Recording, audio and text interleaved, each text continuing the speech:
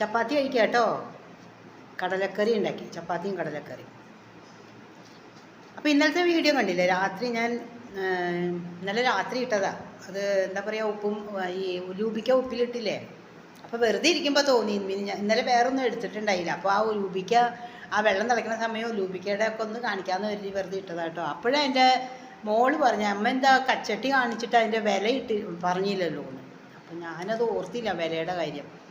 അത് ഞാൻ ഇതിന് പോയിരുന്നു, ഞാൻ പറഞ്ഞില്ലേ വൈക്കത്തെ അഷ്ടമിക്ക് പോയിരുന്നു. എൻ്റെ കയ്യിൽ കച്ചട്ടി ഉണ്ട് കേട്ടോ, വലിയ കച്ചട്ടി ഇരിപ്പുണ്ട്, പഴയ കച്ചട്ടിയാണ്. പക്ഷെ അത്രയും വലിപ്പം എന്ന് പറയുമ്പോൾ ഒരുപാട് ആ കറി വെച്ച് കഴിഞ്ഞാണ്ടല്ലോ ഒരു 3-4 ദിവസത്തേക്ക് പിന്നെ എനിക്ക് കറി വെക്കേണ്ട. അപ്പോൾ ഞാൻ പറഞ്ഞു നമുക്കൊരു കച്ചട്ടി വാങ്ങിക്കാമെന്നും പറഞ്ഞപ്പോൾ 1200 രൂപ പറഞ്ഞു. ചെറുത് കണ്ടില്ലായിരുന്നോ? 1200 രൂപ പറഞ്ഞ് എന്താ പറയുക, വില പേശി 850 രൂപയ്ക്ക് തന്നു.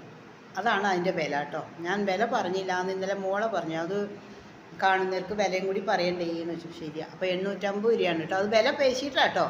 അല്ല, വില പേശാണ്ടിരുന്നെങ്കിൽ ചിലപ്പോൾ ഒരു 1000 100 രൂപയ്ക്ക് കുറച്ച് 1100 രൂപയ്ക്ക് തന്നേനെ. അങ്ങനെ കച്ചട്ടി വാങ്ങിച്ചു. കാരണം ഞാൻ നോൺ സ്റ്റിക്കിനോടൊന്നും എനിക്ക് അത്ര താല്പര്യമില്ല. എന്താണെന്ന് വെച്ചാൽ നമ്മുടെ ഓരോ പറയണില്ല, ആരോഗ്യ പ്രശ്നങ്ങളൊക്കെ പറയണില്ല. അപ്പോൾ നോൺ സ്റ്റിക്ക് ഇരിപ്പുണ്ട്, പക്ഷേ പിന്നെ ഇനി പുതിയതൊന്നും അങ്ങനെ അധികം വാങ്ങിക്കണില്ല എന്നാണ് പറഞ്ഞത്. അപ്പോൾ ഉള്ളത് കച്ചട്ടി മൺചട്ടിയോ നമ്മുടെ പഴയ സ്റ്റൈലിലേക്കൊന്ന് നോക്കിയതാണ്. ഒന്ന് വാങ്ങിച്ച് നോക്കാമെന്ന് വിചാരിച്ചിട്ടാട്ടോ.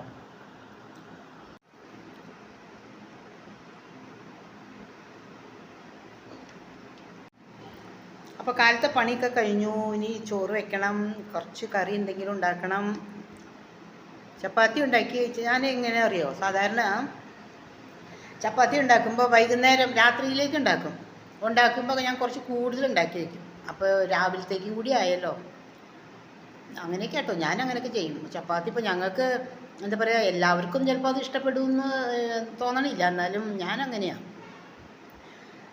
അത്രയും പണി കുറയ്ക്കാം കുറച്ച്. കാരണം ഞാൻ വെറുതെ ഇരിക്കണില്ലോ. വെറുതെ ഇരിക്കുന്നവർക്കാണെങ്കിൽ അപ്പം ചൂടോടുകൂടി ഉണ്ടാക്കിയൊക്കെ എടുക്കാം. ഞാൻ വെറുതെ ഇരിക്കണില്ലോ. അപ്പോൾ രാത്രി ഉണ്ടാക്കുമ്പോൾ ഒന്നിച്ചങ്ങോട്ട് ഉണ്ടാക്കി വയ്ക്കും. ചിലപ്പോൾ ഞാൻ പരത്തി കൊടുക്കും, ചേട്ടൻ ചുട്ടെടുത്ത് തരും. അങ്ങനെ ഒരു അഡ്ജസ്റ്റ്മെൻറ്റിലൊക്കെയാണ് പോണത്. നമ്മുടെ ലൈഫിലെ ഈ അഡ്ജസ്റ്റ്മെൻ്റ് എന്നുള്ള സംഭവം അതില്ലാതെ വിജയിക്കാൻ പറ്റില്ല. ചിലവർ എന്താ പറയുക, അവരവൻ പറയണത് മാത്രം ശരി, അല്ലെങ്കിൽ മറ്റുള്ളവരെ പുച്ഛിച്ച് പറയുന്നത്, കുറ്റപ്പെടുത്തുന്നത്, അതൊക്കെ ഒരു കുടുംബ പ്രശ്നങ്ങളിൽ കൂടുതൽ വരുന്ന ഒരു സംഭവങ്ങളൊക്കെയാണ്. ഞാൻ ഇടയ്ക്ക് ഓഫ് ചെയ്തു പോയി. ഞാനിത് കഴിച്ചുകൊണ്ടിരിക്കുകയായിരുന്നു. വിശക്കുണ്ട്, പിന്നെ വർത്തമാനവും പറയണം. ഇനി ഇതിനു വേണ്ടി പിന്നെ വേറെ പോയിരുന്ന സമയവും ഇല്ല. അപ്പം എല്ലാം കൂടി ഒന്നിച്ച് ഒരു 3 in 1 ചെയ്യണം ഈ കാണുന്നത്. അപ്പോൾ എന്താ പറഞ്ഞാൽ, ഞാൻ അഡ്ജസ്റ്റ്മെൻ്റ് ഇല്ലേ, നമ്മൾ അഡ്ജസ്റ്റ്മെൻ്റ് ഇല്ലാതെ പറ്റുമോ? ചിലവർ പറയാറുണ്ട്, ഭാര്യമാർ ചിലർ പറയും ഭർത്താക്കന്മാർ ഒന്നും ചെയ്തു തരില്ല, ഒരു സഹായവും ചെയ്തു തരില്ല, ഒക്കെ ഇരുന്നോടത്ത് കൊണ്ടു കൊടുക്കണം. അവർക്ക് എന്താ പറയുക, ഭാര്യമാർ വേണം എന്ന് പറഞ്ഞാൽ അടുക്കളയിൽ പെണ്ണുങ്ങൾ വേണം പണിയെടുക്കാൻ, അല്ലാതെ ആണുങ്ങൾ അതൊന്നും ചെയ്യാൻ പാടില്ല എന്നുള്ള ഒരു അർത്ഥം. അതാണ് അവർ ഉദ്ദേശിക്കുന്നത്. ചിലവർ എൻ്റെ കമൻ്റൊക്കെ ഞാൻ കാണാറുണ്ട്.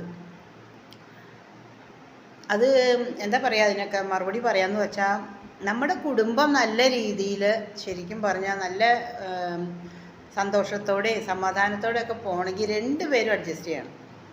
ഭർത്താവ് മാത്രം അഡ്ജസ്റ്റ് ചെയ്താൽ പോരാ, ഭാര്യ അഡ്ജസ്റ്റ് ചെയ്യണം. അല്ലാതെ ഒരാൾ മാത്രം അഡ്ജസ്റ്റബിൾ ആണെന്ന് പറഞ്ഞിട്ട് കാര്യമില്ല. ശരിയല്ലേ? 2 പേര് തുല്യ പങ്കുണ്ടെന്ന് പറയാം ഒരു കുടുംബം നന്നാവണതും നശിക്കണതും. ചില സ്ഥലത്തൊക്കെ കണ്ടിട്ടില്ലേ, നമ്മൾ കല്യാണം കഴിഞ്ഞ് പോകുമ്പോൾ ചിലപ്പോൾ ഭർത്താവ് ഒന്ന് ഭാര്യയെ സഹായിക്കാമെന്നും പറഞ്ഞ് പുതുമോടിയിലായിരിക്കും കേട്ടോ, ഇങ്ങനെ സഹായിക്കാൻ പോകുമ്പോൾ അമ്മായിയമ്മ കണ്ടോ അവൻ തുടങ്ങി, പെണ്ണിൻ്റെ പുറകെ പോയി തുടങ്ങി, അല്ലെങ്കിൽ വീട്ടിൽ ഇതുവരെ ഒന്നും ചെയ്യാത്തവനാണ്, ഇപ്പോൾ ആ പെണ്ണ് കെട്ടിയപ്പോൾ അവൻ ചെയ്തു തുടങ്ങി എന്നൊക്കെ പറഞ്ഞ് കുറ്റപ്പെടുത്തി തുടങ്ങും. അങ്ങനെ 10 പ്രാവശ്യം കേൾക്കുമ്പോൾ അവർ പതുക്കെ വലിയും. ആ പണി ചെയ്യണ്ട, കാരണം അമ്മയുടെ ഒരു ഒച്ചപ്പാടും ബഹളവും വേണ്ടാന്ന് കരുതിയിട്ടാണ്. ഇനി അത് കാരണം ഒരു പ്രശ്നം വേണ്ടാന്ന് കരുതിയിട്ട് അവരിങ്ങനെ പതുക്കെ ഉൾവലിയും. അങ്ങനെ പിന്നെ അവർ മടിയന്മാരാവും, ചെയ്യയില്ല, പിന്നെ ഒക്കെ ആ പെണ്ണിൻ്റെ തലയിലാവും. ഇതാണ് സത്യം പറഞ്ഞാൽ എല്ലാ കുടുംബത്തിലും ഇങ്ങനെ തന്നെയാണ്. ഭർത്താക്കന്മാർ പണിയെടുക്കാത്ത ഭർത്താക്കന്മാർ, അടുക്കളപ്പണിയോ അല്ലെങ്കിൽ വീട്ടിലെ പണിയോ സഹായിക്കലോ പച്ചക്കറി അരിയാനോ അല്ലെങ്കിൽ എന്തെങ്കിലുമൊക്കെ ഇഷ്ടംപോലെ പണിയില്ലേ, ഒന്നും ചെയ്യാത്ത ആണുങ്ങൾ കൂടുതലും ആ അമ്മയെ പേടിച്ചിട്ടാണെന്നാണ് ഞാൻ പറയുള്ളൂ. അത് സത്യമാണ്.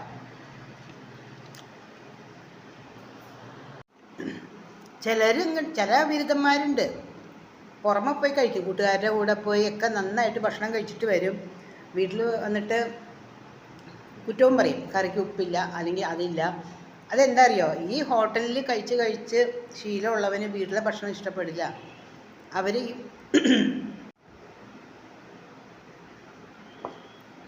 അവർ ഈ മസാലയൊക്കെ ഇട്ട് ഇങ്ങനെ ഉണ്ടാക്കി ശീലിച്ചിട്ട് വീട്ടിലുണ്ടാക്കുമ്പോഴോ സാധാരണ വീട്ടിലെ ഭക്ഷണം ഇഷ്ടപ്പെടില്ല. അപ്പോൾ കുറ്റം പറയും. ആ കുറ്റം പറയുമ്പോൾ ഭാര്യയ്ക്ക് ദേഷ്യം വരും, 2 വർത്താനം പറയും. പിന്നെ 1-2 പറഞ്ഞാൽ കൂട്ടത്തല്ല ശരിക്കും പറഞ്ഞാൽ.